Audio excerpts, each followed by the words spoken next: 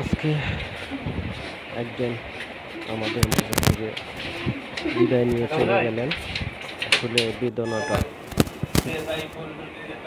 কষ্টদায়ক, বিদায়টা বলার মতো না।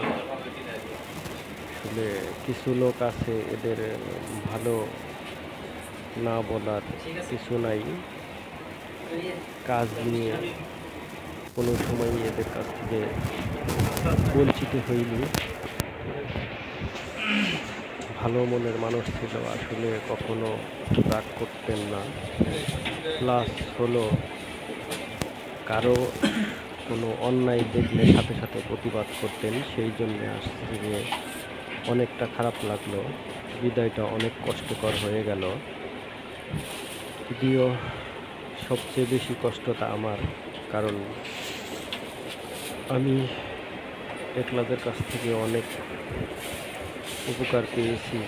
কাজের ক্ষেত্রে, অফিসিয়াল ক্ষেত্রে বুদ্ধি কখনো বুদ্ধি দেয়নি, ভালো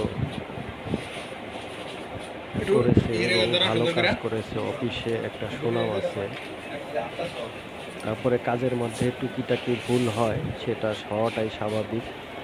তারপরেও আর 10 জনের চেয়ে অনেক ভালো ছিল।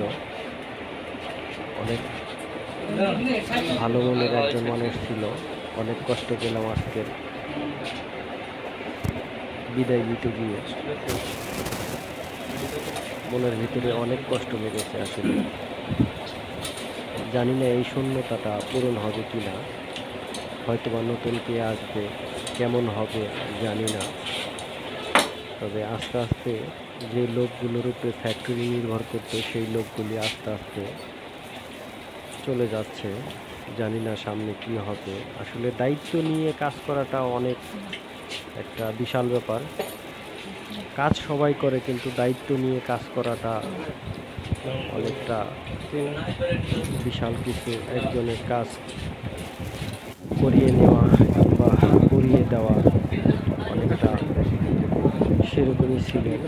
তবে অফিস অনেক মিস করবে এবং আমরাও অনেক মিস করবো। ক্লাস চলে যাচ্ছে, জানি ক্লাসও অনেক মিস করবে অফিসকে, কারণ দীর্ঘদিন চাকরি করেছে।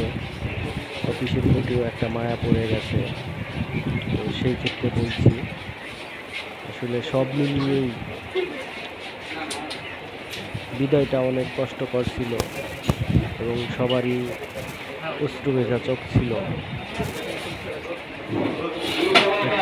বিদায়কে সবারই হৃদয় ছুঁয়ে গেছে। আসলে স্বাভাবিকভাবে চলে যাচ্ছে, মানুষ চলে যায়, কিন্তু তারপরেও কিছু মানুষের স্মৃতি সারা জীবন।